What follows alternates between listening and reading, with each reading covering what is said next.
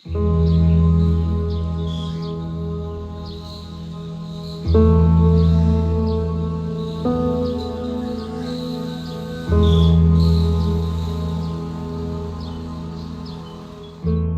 abandonadong riles ng tren ang matatagpuan sa Tagkawayan, Quezon, na bagamat naging saksi sa maraming kasaysayan ay bahagi na lang ngayon ng isang kumupas na sistema ng tren o railway system.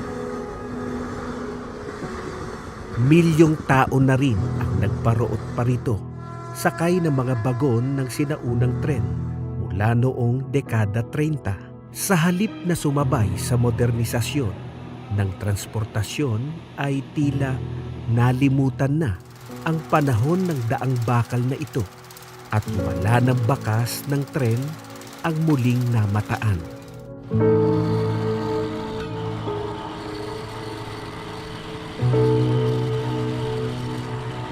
Kakaibang uri na ng sasakyan ang bumabagtas sa riles ngayon. Ang tinatawag ng ilan na trolley, pero mas kilala sa tawag na skates. Ako po ay may sari-sari store. Bahagi ng buhay namin para makarating ng bayan at mamili ng aking mga paninda, isasakay po talaga ng skate. Pag may emergency, napakayo po mabilis na sakayan po ng mga pasyente para po mabilis madala sa ospital. Sa pagpasok po ng mga estudyante, wala pong maagap na dumadaang iba kundi ang skates po. Napakalaking tulong po sa amin ang pagsakay po sa skates kasi yan lang po yung pangunahing nasasakay namin dito nagagamit. Kaya ang skate po ay napakahalaga para sa aming mga naghahanap buhay. Dahil ito po ay napakalaking tulong para kami ay makarating sa aming pupuntahan. May lalarawan ko ang buhay katulad ng riles na ito na hanggat nandiyan dyan, hanggat may daan, kailangan natin magpatuloy. Kailangan nating maabot yung ating patutunguhan.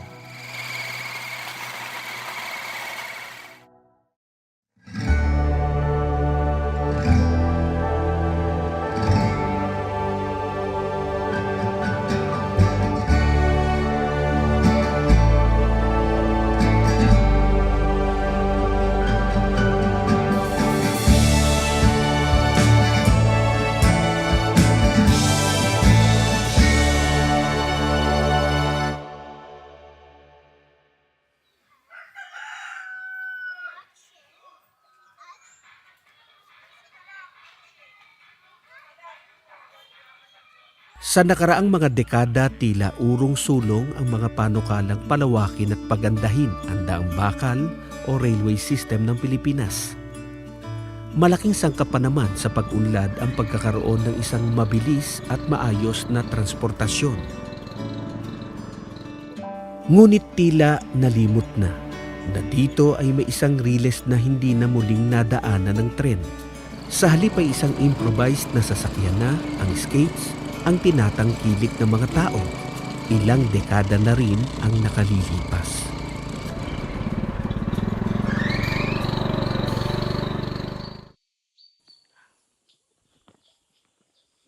So ito na yung riles. Apo. Diyan po ang bahay po nila So, talaga magkakadikit nga, no? Apo. Yan na po ang bahay po ni Pedro at ni Telma. Ito na po. Apo. So mula po dito sa riles na ito ng tren, ito na raw po bahay ni ka Pedro at ka Telma.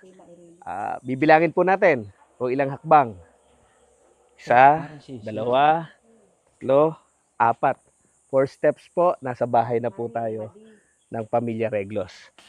Ka Pedro, ka Telma. Ayun. Magandang umaga po. Hello po, mga taga-INC TV po.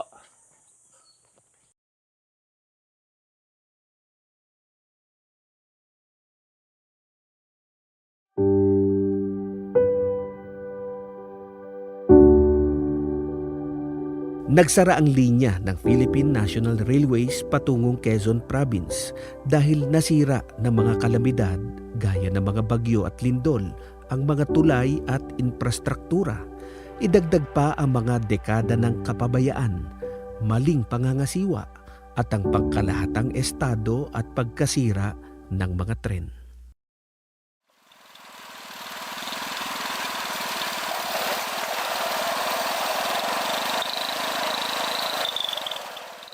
Gayunpaman, dahil sa pagkamalikhain ng mga taga-Tagkawayan, ginawang kapaki-pakinabang ang abandonadong riles. Mula sa daang bakal na ito ay pinagugulong at sinasakyan ang kakaibang transportasyon na ito sa riles. Nung baguhin po ang walang release, doon po nagmula yung skits. Una po ang skits ay puro yari sa kahoy, ngayon po ay sa bakal na. Yun naman po ay wala po sa oras, basta may pasahero po ay sila po ay tumatakbo, lalo po pagka emergency po ay kailangan ng tao na maagap makarating sa pupuntahan, ay sila po ay umaarkila ng skits. Simple man sa paningin, ang mga skates na ito ang nagsisilbing isang mahalagang link o kawing para makarating sa kanyang destinasyon ang isang trabahador, nakangalakal, estudyante at iba pang manlalakbay. Isa itong malikhaing solusyon na pumupuno sa kawalan na iniwan ng naglahong mga tren.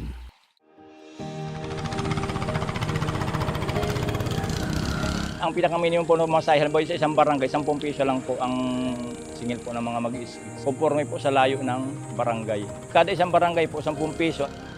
Yung mga mag-skits po, nagsiservice po sa mga estudyante tuwing umaga. Ganoon din po sa mga nagtatrabaho halimbawa sa bayan, yun po ang maagap na madaling sakyan. Yung mga kalakal, gaya po ng Kupras, wala naman pong karsada pa dito nung una, ay tagang sarilis po dinadaan. Nakatutuwa ring malaman na ang kulturang bayanihan ng mga Pilipino ay ibinubuhay pa rin dito. Ipinapakita ang pagtutulungan at pagbibigayan upang makamit ang isang layunin ng walang hinihintay na kapalit. Ka Pedro, paano yun kapag ka nagkasalubong sa isang riles na ito, nagkasalubong po yung dalawang skate? Ay kumpara sa pong kargado at talo po yung isa, yung kaunti pong karga yung pong baba, tutulungan naman po ng maraming karga. Tutulungan po yun, parang bayanihan. Sa makatuwid, ang rule, kung alin ang mas kaunti ang pasahero at mas kaunti yung mga gamit o Opo, yung opo. mga kalakal, buhatin po yon Opo. para makadaan yung kasalubong. Opo. At kung para sa pong kargado, halimbawa yung natalo po yung isa, tutulungan po nung magpapababa yung bumaba. So tutulungan din uli Opo. para maisalang uli. Opo. Nabubuo ang magandang pagkakapwa-tao. Opo. Gayunpaman, alam sa komunidad na may mga panganib ang tumira malapit sa riles ng tren. At may pagkakataon na buhay ang nakataya sa tuwing sasabak ang isang skates operator at pasahero nito sa paglalakbay. Minsan po ay nakakaranas po kayo madiskarte. Nagdiskarte po yung skits eh. Tatalbog ka, gulong ka dyan sa release. Nakakaranas po nababangga ang skits. Tapos ay may namamatay din po nabangga ang skits ng train. Isa po sa hindi ko makakalimutan ay nung aksidente po ang aking tatay. Di po inaasahan sa kurbada, sa kalagitan ng kurbada ay may tulay po. Doon po sila nagkabangga ang dalawang skates. Sila po ay nagkasalpukan at sila po ay bumagsak kapwa sa tulay. Ang lalim po siguro ng mga 30 feet.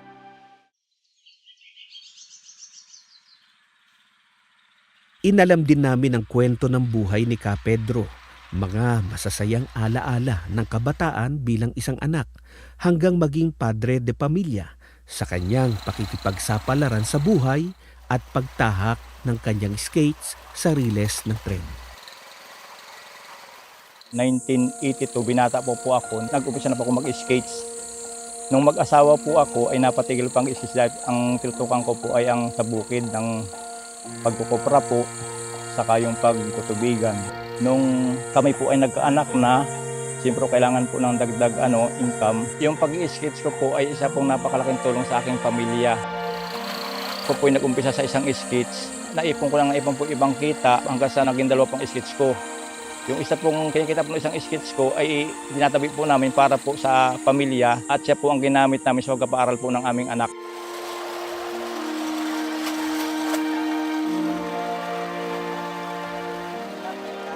Nung una, mahirap yung pagdadala ng buhay namin. Bilang isang may bahay, hindi po ako nawala ng pag-asa. Lagi lang po ako nanalangin. Humingi po ako ng tulong sa ating Ama. Hanggang sa dumating po yung point na nagkaroon po kami ng magandang pagkakitaan. Nagtinda ako ng kakanin, ng pang-ulam. Meron akong inaalagang baboy. Hanggang sa nakaipon, inilagay ko sa store.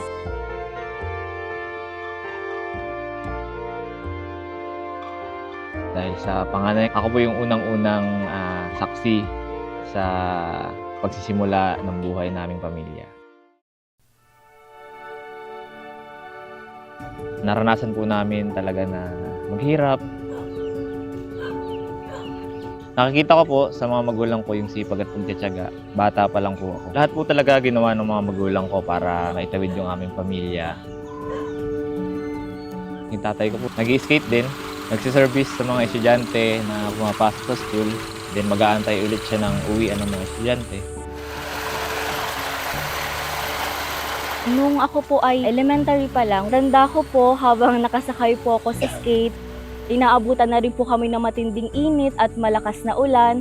May mga pagkakataon po na sa sobrang sakit na ng tuhod ni Papa ay hindi na po kami naglalagay ng bubong para po mas gumaan. So ayun, direct po namin na daramdaman yung ulan at init po. Mula po nung maliit ako, minsan po sinasama ko ni Papa sa pag-skate, pag-date po kay ate minsan sa school po. Paghatid sundo po ng aking anak para nakalibre po sa pamasahe at yung iba po ay naitabi ko po at naibigay pambaon sa kanilang pagpasok. Sinisikap ko po na mapag-aral yung aking anak dahil ayaw ko maranasan yung naranasan ko nung una na kahit gusto mong mag-aral ay hindi ka mapag-aral ng magulang.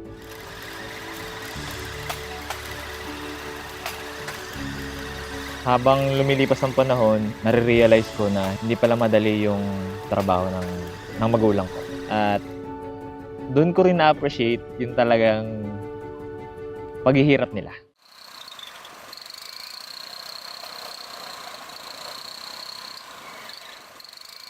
Maliban po sa aking hanapbuhay ay may iba po ako pinagkakitaan tulad po ng sa asawa ko po, may kaunting tindahan. At ako naman po ay nag-aalaga po ng hayop sa bundok tulad po ng baboy. At ako rin po ay nagpapalaki ng mga biik para po ay siya po ay napalaking tulong din po sa amin.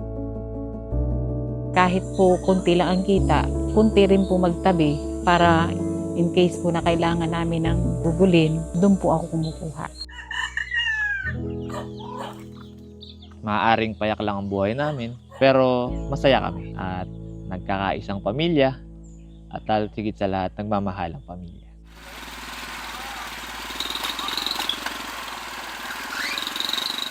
Sa halos araw-araw na biyahe ng buhay sakay ng skates ay solido at masaya ang pamilya Reglos. At kapag ang pinag-usapan naman ay ang kanilang gawang paglilingkod sa Panginoong Diyos, bilang kaanib ng Iglesia ni Cristo ay kinikilala nilang may mas malaking pakinabang ang kanilang pamilya sa paggamit ng skates.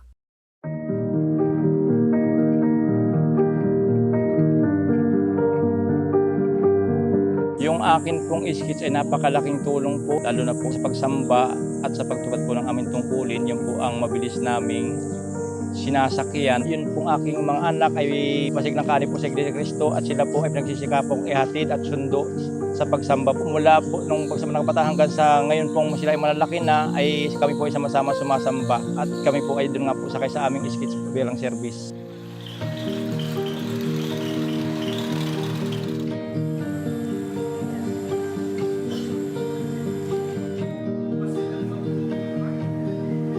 Isa po akong diakonessa. Pagkatapos po ng pagsamba ng katandaan, kabataan naman, iintayin ko na po sila. Habang nag-iintay po ako sa kanila, naglilinis po ako ng kapilya.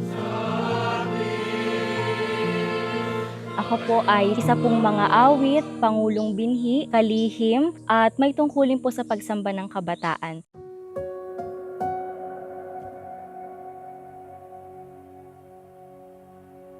Sumasapat man ang pamumuhay sa tabing Riles, subalit dumating din ang panahon ng mga pagsubok sa kanilang buhay.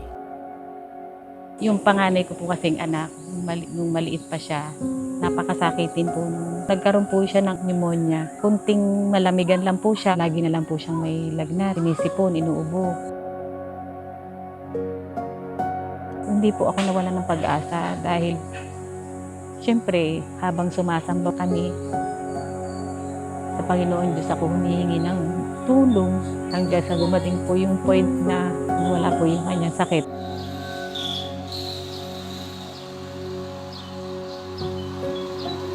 Nung tutupad po kami ni Mama, na siraan po kami ng skate, ang ginawa po namin, halos tumakbo na po kami papunta sa kapilya.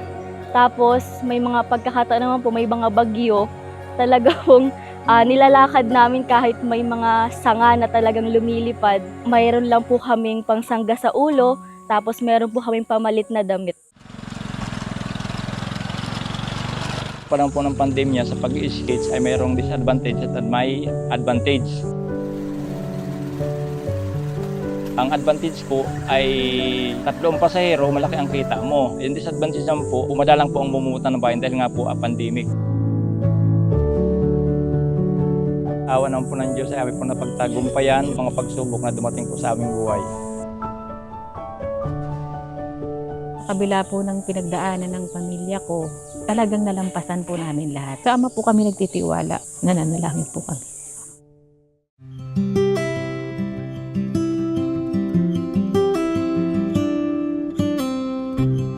Sa panig ng magkakapatid, kinikilala nilang biyaya sa kanilang buhay ang pagkakaroon ng mabuting mga magulang.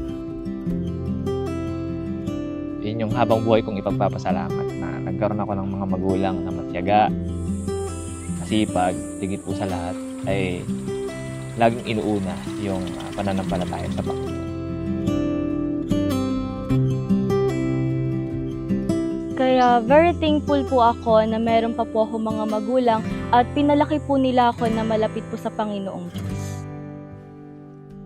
Malaking tulong din po yung mga payo na ibinibigay po ng aking mga magulang. Katulad po ng aking pong mga magulang, maninindigan po ako sa aking pagka-iglesia ni Kristo at sa patuloy po na pagtupad ng aking tungkulin. Mula po nung lumaki kami, ulat po kami sa pagdalo, pagsampa ng kabataan. Tinuruan din nila kami ng pananalangin at pagtitiwala sa Diyos.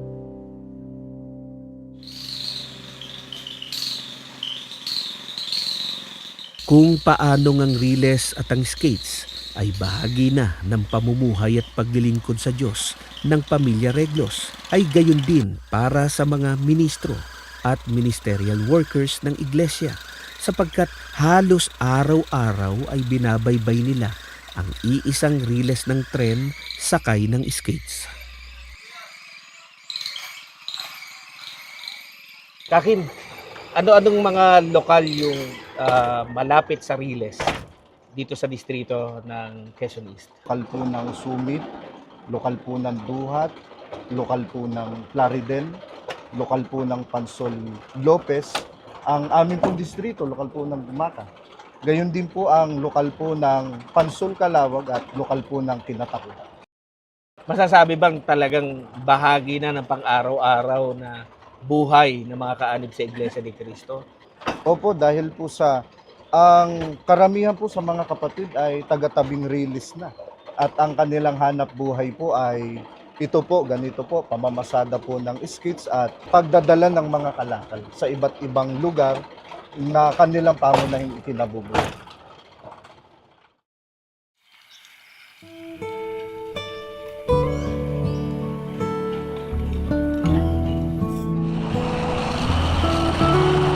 Sa Riles din na ito, paruot parito ang mga kapatid na patungo sa pagdalo sa pagsamba, sa pakikiisa sa gawaing pagpapalaganap ng mga salita ng Diyos. maging sa iba pang mga gawain at aktibidad ng mga kapisanang pansambahayan ng iglesia katulad ng INC Giving na nagbibigay ng libreng sakay o free ride sa kanilang komunidad. Yung pong skits ko ay ginagamit din po, lalo po pong mamahayag sa ibang lokal, may pulong po sa bayan, ng mga mamitong po pinapagamit ko. Halimbawa po may aktibidad po sa distrito, tulad po nung INC Giving, yung iba pong skits ay pinapagamit para po sa ibang sakay. Free ride po kahit po hindi kapatid. Kagaya ng maraming kaanib ng Iglesia ni Cristo, hindi man masasabing mariwasa ang pamumuhay ng pamilya Reglos ay hayag naman ang pagpapala sa kanilang sambahayan. Sa kasalukuyan po ay yung panganay ko po ay nakatapos ng BSIT at yung pong padalawa ay criminology po. At yung patatlo po ay mag-uumpisa po ng first year college po. Yung course pong kinukuha ay nursing at yung pang-apat ko pong anak ay grade 8 po sa kasalukuyang pagpasok. Panatag sila sa pagtataguyod ng kanilang pagkaiglesia ni Cristo sapagkat batid nilang ang Panginoong Diyos ang kasama nila sa kanilang buhay. Hindi po ako nawala ng pag-asa. Lagi lang po ako nanalangin. Humingi po ako ng tulog sa ating Ama. Ang aking pong pamilya ay masiglang kaanib po sa loob ng Iglesia ni Cristo. Napakahalaga po bilang Iglesia ni Cristo yung kapalaki ng aming anak. Una-una po doon sa aral po na kaya po tinatanggap at sila po ay nalalayo sa kalayawan para po hindi mapahamak yung aking mga anak. Sila po ay natuturuan mula sa pamahalaan ng Iglesia ni Cristo tungkol po sa maayos at kaganda ng buhay. Ako po ay nagpapasalamat sa ating tagapamahalang pangkahalatan dahil sa pagtuturo sa amin ng maayos at pagdadala ng mabuting sambahayan. Sa tulong nga po ng ating pamamahala sa loob ng Iglesia ni Cristo ay meron tayong gabay. Meron tayong suporta para may pagpatuloy natin yung ating paglalakbay.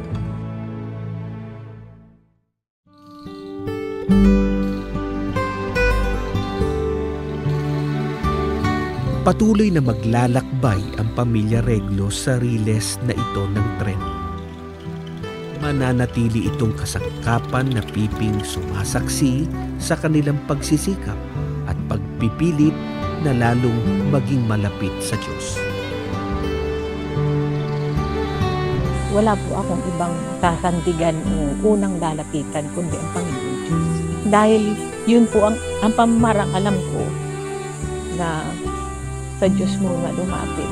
Dahil ang Panginoon Diyos na nakakaalam ng lahat sa ating buhay.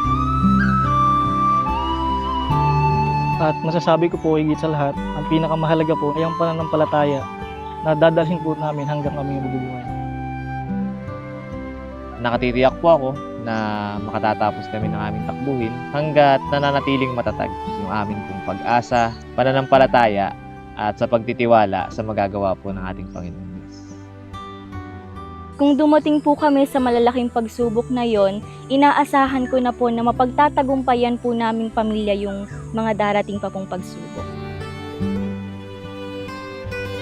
Kung sakali man po na subuking muli o dumating uli yung mga pagsubok, pangako po namin sa Diyos, pati ng aking sambahayan, na anuman pong pagsubok na dumating sa amin, kayang-kaya po naming lampasan sa pamamagitan po ng paghingi ng tulong at tawa sa Panginoon Diyos. Kung darating man po ang mabibigat na pagsubok, nananatili pong hindi po ako magbabago at hindi pa ako bibitaw sa Iglesia po ni Cristo. Sumasampalataya po ako na Diyos pa rin po ang magbibigay ng tulong sa akin pong sambahayan.